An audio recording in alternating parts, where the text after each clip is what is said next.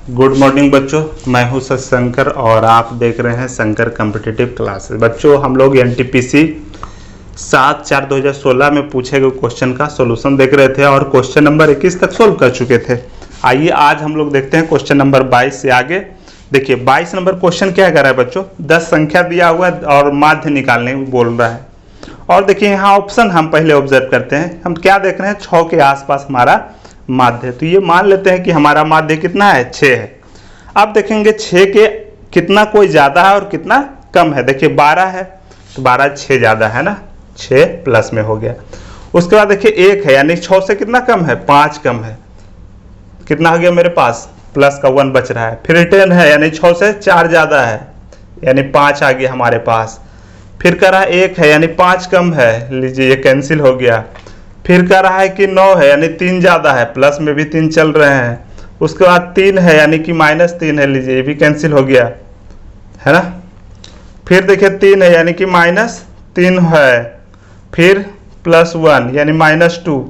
फिर 3 ज्यादा है यानी 1 जा रहा है प्लस में। उसके बाद 7 है, 1 प्लस में जा रहा है। फिर 3 प्लस में जा रहा है यानी 3 1 4 1 5 प्लस में जा रहा है यानी 6 तो माध्य लिए ही थे। 5 बटे कितना हो जाएगा, टोटल नंबर कितना है 10। तो ये हो गया 6.5 माध्य हमारा, है ना। इस तरह से फास्ट करेंगे कैलकुलेशन, है ना। चलिए अगला क्वेश्चन देखिए क्या है। एक वर्ग के विकर्ण की लंबाई दिया है, वर्ग की भुजा कितनी होगी। वर्ग की भुजा बराबर क्या होता है, विकर्ण बाई √2। विकर्ण हमारा कितना है बच्चों, 24/√2। √2 से ऊपर नीचे मल्टीप्लाई करेंगे, है ना। ये देखिए √2 × √2 2 हो जाएगा, 2 से 12 कट गया, 12√2। Option number A. बिल्कुल फास्ट करना है, जैसे ऐसा सोल्व करना है ना घर पे कि लगे कि एकदम एग्जाम में हम बैठे हैं और फास्ट करना है, ठीक है। चलिए अगला क्वेश्चन देखिए, क्वेश्चन नंबर 23 हो गया। 24 नंबर क्वेश्चन कह रहा है दो संख्याओं का अनुपात 2:3 है, महसा 3 है, लसा क्या होगा। तो लसा जो होगा 2 जो रेशियो में दिया हुआ है ना उसको मल्टीप्लाई कर दीजिए, महसा से मल्टीप्लाई, 3 दूना 3 3 9 दूनी 18 आंसर। कैसे आया ये बेसिक आपको पहले पढ़ना था 10th क्लास तक में ही, उसी से निकल करके आया। बेसिक कंसेप्ट देखिए और कहाँ से आया वो आप खोजिए, अभी टाइम नहीं है, बस फटाफट करना है और आगे बढ़ना है। देखिए दो संख्याओं का गुणनफल दिया हुआ है, दो संख्याओं का गुणनफल दिया है 20 28। 25 नंबर सवाल कर रहा है एलसीएम दिया है, लसा दिया है 39। महसा क्या होता है, महसा बराबर क्या होता है, गुणनफल बटे एलसीएम। देखिए 9 से कितना लगाएंगे, देखिए 4 ऑप्शन है छट जाता है, 4 होगा यूनिट डिजिट में। 9 चौके 36 होना चाहिए, 6 होना चाहिए यहाँ पे, तो 4 तो ऐसे ही कट गया। देखिए 9 दूनी 18, 2 ऑप्शन में हो सकता है।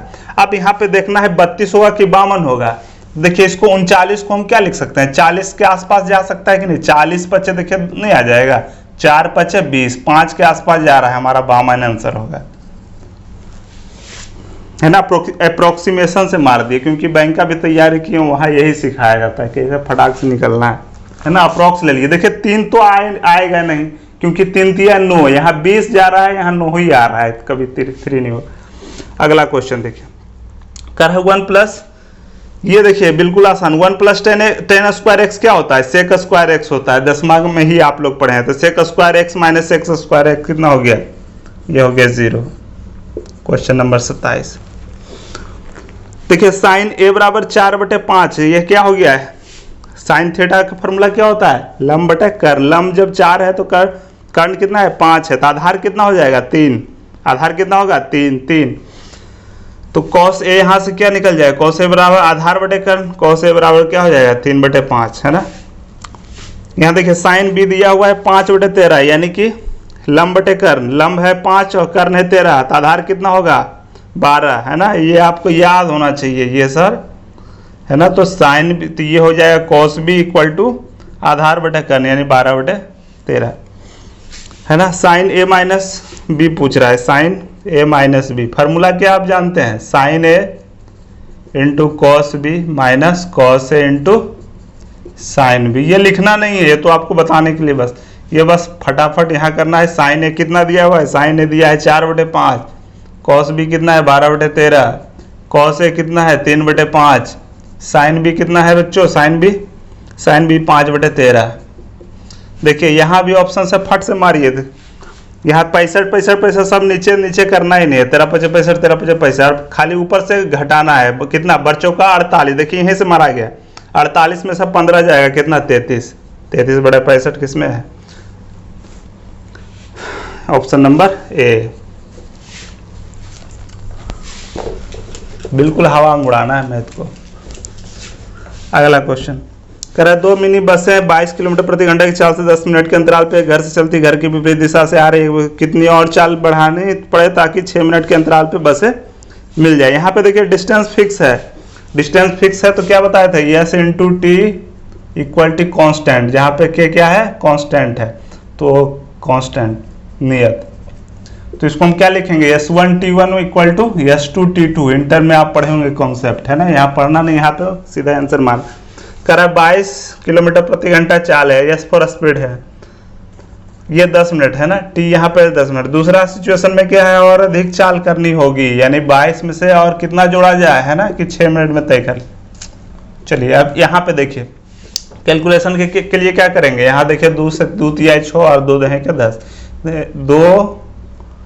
2 से काटेंगे 11, 11 गुने 10 कितना हो गया 110/3 इक्वल टू यहाँ क्या होगा 22×66 प्लस 3x, है ना, या 3x बराबर क्या हो गया 110/3 माइनस 66, है ना,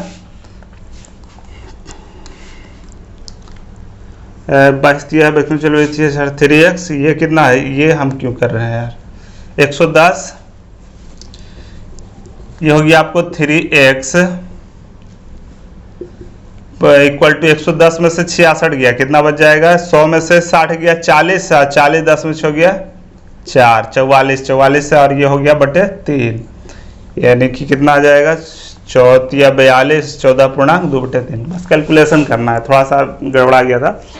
ये 22 गुने 10 बराबर 22 + x इंटू 6 है, ये हो गया आपको 110 है, और ये इसको गुना कर दिए तो बचती 66 + 3x, तो ये 3x बराबर हो जाएगा, सही है 14.2/3 आ गया, है ना। चलिए अगला क्वेश्चन, ये ना कितना नंबर था 28 नंबर।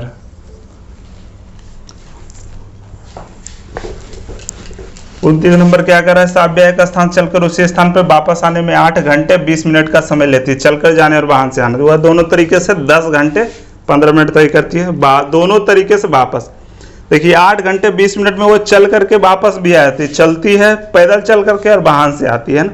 यदि हम इसको 2 से गुना कर देंगे तो क्या हो जाएगा, दोनों तरीके से जाने और आने में कितना टाइम लेगी, तो 2 से जब गुना करेंगे तो 8 दूना 16 घंटा, है ना, 20 मिनट को दुगना करेंगे 2 से गुना 40 मिनट, है ना। अब कर रहा है इतना दोनों तरीके से वापस आने में, तो दोनों तरीके से जाने वाला हम घटा देंगे तो नहीं आ जाएगा दोनों तरीके से वापस आने में, तो इसमें क्या करेंगे 10 आवर 15 मिनट घटा देंगे, 40 में से 15 गया 25 मिनट। देखिए यहाँ 25 मिनट एक ही ऑप्शन में है, ये है ऑप्शन नंबर ए, है ना, ऑप्शन नंबर ए हो जाएगा हमारा। क्या किया, दोनों तरीके से आने जाने का में से दोनों तरीके से आने का घटा दिए तो वापस जाने का हमको निकल जाएगा। ठीक है बच्चों, आइए बच्चों ग्राफ देखते हैं ना। क्वेश्चन नंबर 30 ये रेलवे में पूछा जा रहा है, नया नया टॉपिक ला रहा है, थोड़ा हम इसको समझेंगे और बहुत ही आसान है ग्राफ। देखिए क्वेश्चन नंबर 30 में क्या कर रहा है, 5 वर्षों में किस कंपनी का औसत उत्पादन अधिकतम था। तो देखिए जिसका लंबा ग्राफ होगा ना वही अधिकतम है ना। तो देखिए ये तीनों जो है ये तो छोटा छोटा ग्राफ, ऐसे भी देखिए ये एक चीज़ और ध्यान दीजिए कि इसके हम क्या कर रहे हैं, 1 यूनिट लेकर चल रहे हैं, ये 1 यूनिट है 1 यूनिट है 1 यूनिट है, इस तरह से कैलकुलेशन आसान होगा, और 1 यूनिट बराबर 10 उसका वैल्यू है। तो देखिए यहाँ पे DI में इसको आसान बनाते हैं, किस कौन मैक्सिमम है ना, औसत उत्पादन अधिकतम पूछ रहा है। तो देखिए ये वाला जो है ना, ये हाफ यूनिट जो है, यदि इसको यहाँ पे ले आते हैं तो ये 3 यूनिट तक ही औसतन जाता है ना। उसी तरीके से इसका हाफ यहाँ ऐड कर देंगे बच्चों तो 4 यूनिट तक ही जाता है एवरेज, है ना। इसको यहाँ लगा देंगे 4 यूनिट होगा एवरेज इसका। उसी तरीके से इसको हम यहाँ पे लगा देंगे हाफ यूनिट, तो ये 4 यूनिट तक भी नहीं पहुँच रहा है, और इसका हाफ यहाँ लगा देंगे बच्चों तो ये 4 यूनिट तो पहुँचेगा लेकिन हाफ यूनिट और हो जाएगा, है ना। यानी कि ये 4 यूनिट प्लस हाफ यूनिट। तो देखिए 4 यूनिट ये हो गया, यहाँ तक 4 यूनिट है ना, 4 यूनिट ये आधा जुड़ जाएगा तो 4 यूनिट, यानी 4 तिहाई 12, और ये आधा यूनिट यहाँ है, यानी 12.5 यूनिट हो गया ये, है ना। और यहाँ पे देखिए इसका हाफ यदि हम यहाँ पे ऐड कर देंगे तो ये भी 4 तिहाई 12 और 12.5 हाफ यूनिट ये हो गया, 0.5 से रिप्रेजेंट करते हैं। ये 12.5 ये मैक्सिमम जा रहा है, और ये तो 4 यूनिट तक भी नहीं पहुंच रहा है ना, ये 4 यूनिट पहुंचा, ये यहाँ ऐड किए तो ये 4 यूनिट से कम रह गया। तो इस तरीके से देखते हैं ये दोनों बराबर है और इसका औसत उत्पादन अधिकतम है ना। चलिए, तो ऑप्शन नंबर क्या हो जाएगा, इसका ऑप्शन नंबर डी हो जाएगा। अगला देखिए, कह रहा है किस वर्ष में तनवीर पेपर मिल का उत्पादन प्रतिशत मैक पेपर मिल के उत्पादन से अधिकतम था। तनवीर का अधिकतम मैक से, देखिए ये हमारा तनवीर है जिसको कि हम दिखा दिए हैं, तनवीर ब्लैक से है और ब्लू वाला मैक है, और रेड को अंबर पेपर मिल को रिप्रेजेंट कर रहा है, अंबर, मैक और तनवीर, ठीक है।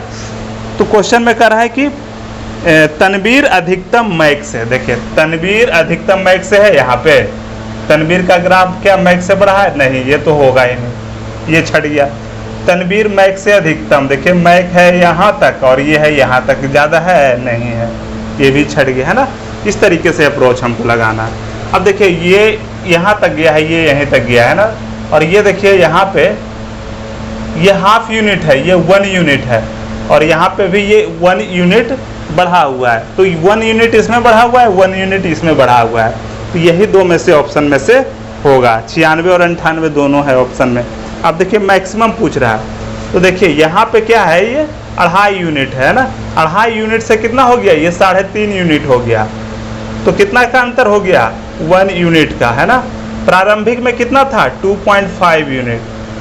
तो पूछ रहा है क्या, प्रतिशत में पूछ रहा है ना, तो 100 से मल्टीप्लाई कर देंगे, 1 सुना गया 25 चौका 140 इसका वैल्यू आया, ठीक है, 40% है।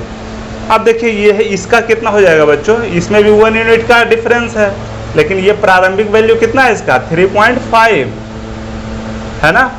1 यूनिट तो अंतर है ही, लेकिन 100 में कितना हो जाएगा, देखिए 5 से काटेंगे, 5 से 35, 5 दूना 10, ये 7 21, ज़्यादा ज़्यादा 3 यूनिट तक जाएगा। हमको मैक्सिमम पूछ रहा है ना, मैक्सिमम कर रहा है, तो अधिकतम क्या होगा, 40 होगा, ये 3 तक ही पहुंचेगा अप्रोक्सीमेशन से। ये 40 हो गया, कौन ज़्यादा है, 40 की 30, 40। ऑप्शन नंबर हमारा क्या हो जाएगा, ऑप्शन नंबर ए, है ना। 1996 में अधिकतम था। उम्मीद करते हैं बच्चों समझ में आ रहा होगा ना, थोड़ा सा अपना भी मेहनत कीजिए, समझ बिल्कुल आएगा। अगला देखिए, कह रहा है 1998 से 2000 की समयावधि में अंबर पेपर मिल और औसत का रहा है, देखिए रेशियो में है तो दिमाग ही नहीं लगाना है, टोटल करके देना है। अंबर पेपर मिल 98 से 2000 बीच अंबर पेपर मिल देखना है, यानी बीच वाला, है ना, ये वाला। तो ये हो गया और ये हो गया और ये हो गया, इसको देखना है, औसत उत्पादन, है ना। तो देखिए कितना यूनिट है ये, 3.5 यूनिट, 3.5 यूनिट। ये कितना है बच्चों, ये हमारा है 4 यूनिट, और ये कितना है बच्चों हमारा 5 यूनिट। कितना हो गया, 5 4 9 3, 12.5 यूनिट, 12.5 यूनिट। अब देखिए उसके बाद क्या कर रहा है, मैक को देखना है 1998 से 2000। मैक हमारा, मैक तो हो गया, मैक ही तो लिए, मैक लिए ये। और अंबर को देखना है, अंबर हमारा रेड वाला है, तो रेड वाला देखिए ये 2.5 यूनिट है। कितना यूनिट है, 2.5 यूनिट, 2.5 यूनिट। और ये कितना है, 5 यूनिट, और ये कितना है, 4 यूनिट। ये कितना हो गया, 5 4 9 2, 11.5 अनुपात 12.5। इसको काट छाट कीजिए, दशमलव उड़ गया, 5 दूनी 10, 5 3 15, 23, 5 दूनी 10, 23 अनुपात 25 किस में है, सी नंबर ऑप्शन में है ना। बच्चों इस तरह से अप्रोच आपको रखना ही है। देखिए दूसरा भी है कि एक बेसिक मेथड है, बेसिक मेथड से बताएंगे, बहुत आसान वे में आपको समझ में आएगा, है ना। एक्सप्लेन कर करके 1 घंटा में इसको ख़त्म करेंगे, लेकिन उससे आपका सिलेक्शन नहीं होना है। तो बच्चों मैं वही काम करूँगा जिससे आपका सिलेक्शन है ना। फास्ट इस वजह से कर रहे हैं ताकि आपको एग्ज़ाम में इसी तरह के फीलिंग रखना होगा, है ना, इस तरह से अप्रोच करना होगा, तभी सिलेक्शन हो पाएगा, है ना। मेरा पसीना बहाने का फल ज़रूर आपको मिलेगा।